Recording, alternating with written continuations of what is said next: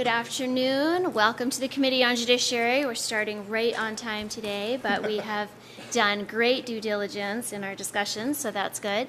Before we get started, I'll have everyone introduce themselves around the horseshoe, starting with Representative Cardone. Barbara Cardone, House 127, Bangor. Dick Bradstreet, House 80. That's comprised of Vassalboro, Windsor, part of Augusta, Somerville, and Hibbett Score. Good afternoon. I'm Chris Johansson from District 145, the 17 towns between Bridgewater and Sherman. Hello, my District 8 represents 80% of the town of Kennebunk, but only one of its 4 beaches. And my name is Chris Babich. That's an important detail we hadn't had today. This is good. My name is Lois Reckett, and I'm from District 31, which is the ocean end of South Portland, which has our beach. I'm Representative Stacey Guerin, and I represent Glenburn, Levant, and Kenduskeag. This weekend, the Kenduskeag Extreme Canoe Race will be held on Saturday. The water is high and cold. It should be very interesting. I'm Representative Donna Bailey. I represent House District 14, which is about 50% of Saco and all of its beaches.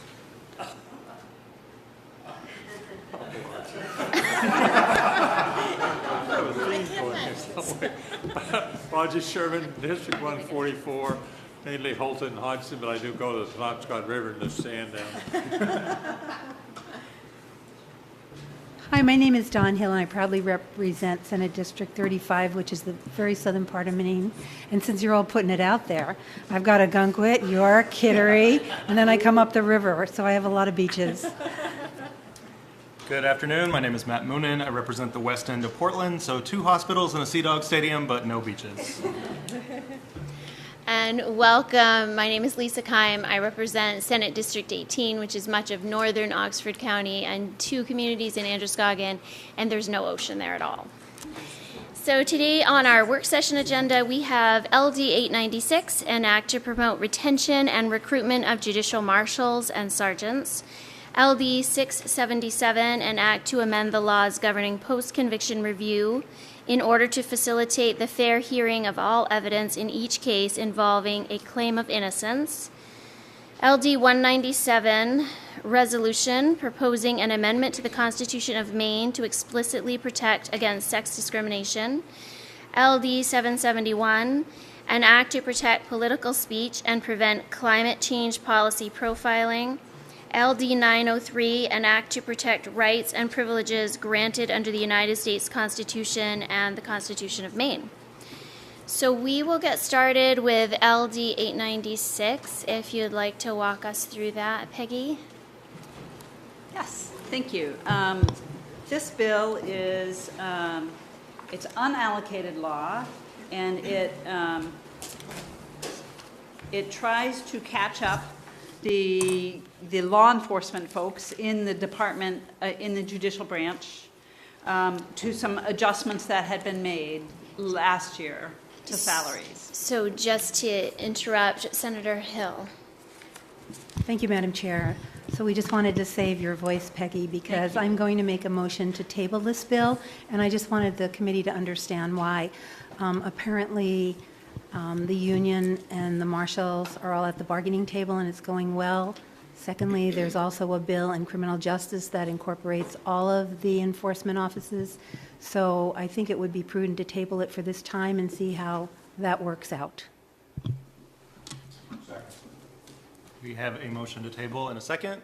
All those in favor of tabling? It's unanimous. Okay, let's move on to LD 677. Take it away, Peggy. So LD 677 would provide a specific statutory provision to allow a claim of actual innocence in post-conviction review. And it would allow a claim, a petition for post-conviction review to be filed anytime while the person is actually incarcerated or has some kind of penalty applied to them. And it would be alleging actual innocence as opposed to kind of an evidentiary issue or ineffective assistance of counsel. And the way the bill is drafted, it would require at least one evidentiary hearing in which the petitioner could submit evidence about actual innocence. The bill itself does not provide details of the process.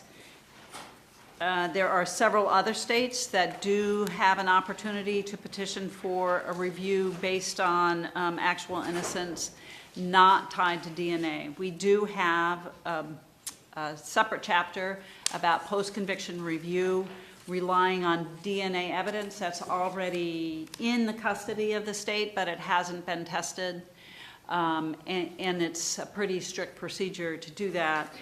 And current law provides for post-conviction review for newly discovered evidence. So current law applies 1 year from the period from the latest. The 1 year runs from when the evidence is discovered. This bill would allow the filing of the petition anytime, but it couldn't be within a year of any other post-conviction review petition. You heard testimony both for and against, and kind of summarize that. We don't have a fiscal note yet. The Attorney General's office pointed out to me today that there is a way you can use the current law to make a filing that this bill would cover.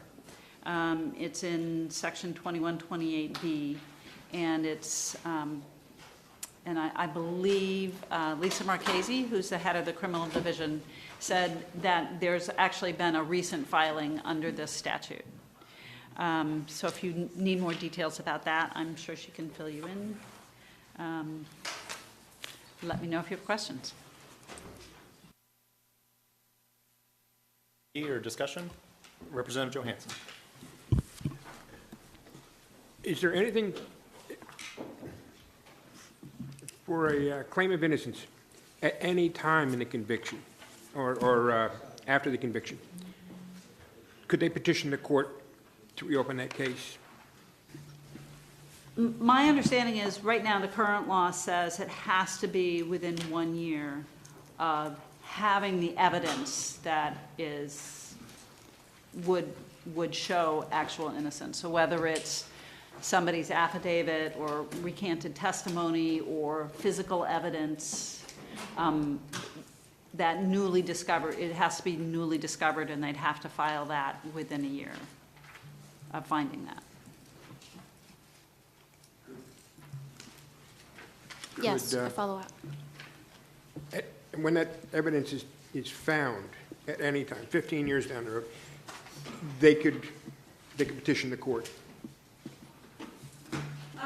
I think that's what it says, and it says a 1 year period of limitation applies to initiating a petition for post-conviction review, and it runs from the latest of the following, and this would be the date on which the factual predicate of the claim or claims presented. So here's this person's new testimony, a new eyewitness or whatever, a new confession, could have been discovered through the exercise of due diligence. So if it was there all along and they just didn't find it because they didn't exercise due diligence, then the court's not going to accept that petition. But current law says when you find it through the exercise of, when you find it, you have 1 year to file that petition. Peggy, my question was, if new DNA results 15 years after the conviction show that this person is innocent, they could petition the court at that time, as long as they did it within a year of finding that evidence. But at any point, if there's evidence that they're not guilty, they can petition the court, and it's a question. Yeah, I mean, there might be somebody in the AG's office who can actually get the procedure down correctly. It's a fairly strict standard for DNA analysis. Your conviction has to be, the DNA would go to the question of identity, and it has to be within let's see. And it has to, the DNA evidence has to have been in the control or possession of the state. And first, the court orders analysis if, all these things have to happen.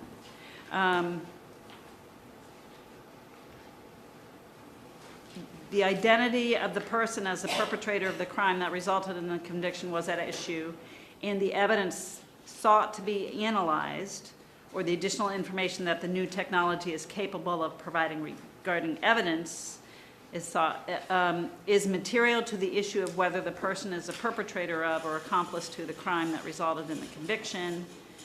And if the court agrees with that, then they can go on and do the DNA analysis. And then after they get the DNA analysis, then, depending on what the result of that is, they can ask for a new trial. So it's kind of a stepped process. But it's any time, my understanding is it's within 2 years. A motion on this section must be filed by the later of. It says 2 years after the date of conviction, or in cases where the request for analysis is based on the existence of new technology, within 2 years from the time that the technology became commonly known and available. So I think it's a two-year limit in that case. Got another follow-up? Yes, please. My question wasn't about that. It's at any time, if a person has new evidence, at any point in his, can he petition the court to look at this evidence again?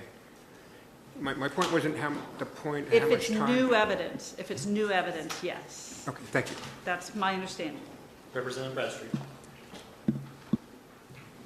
Thank you, Mrs. Chair. Peggy, I think you said earlier that maybe somebody from the Attorney General's office could shed some light on existing laws that may address what is under consideration here. Would it be possible to hear somebody from that office? I know that both Attorney General Mills and Attorney Marchese are here. Thank you. So I'd Ms. like to request Marchese, you that. want to come on up? Come on. Sorry. She stood. Is that okay? Ms. Marchese is the head of the criminal division of the AG's office and has litigated on these cases. I think the appropriate for the bar. Thank you. Be happy to answer any questions. Might I just say that Peggy's answer to you, Representative Johansson, was correct. Anytime there's... and some of you have heard this before, but just today, we had a hearing in court on newly discovered evidence 26 years after the conviction, and the state asked for bail on that. And we had a partial hearing today, and the judge indicated she may let this individual out on bail. So this is an excellent example, if you ask me, of our existing law working. Other questions for Ms. Marchese? I did just see the BDN article about that case, and it's great to see that working that way. I'm Thank you proud for of telling the us fact about that that. that it's working the way it is. Other discussion? Ready for a motion? Representative Guerin. I move ought to pass. Second. We have a motion and a second. Any further discussion? All right, all those in favor ought not to pass. It is unanimous. Thank you.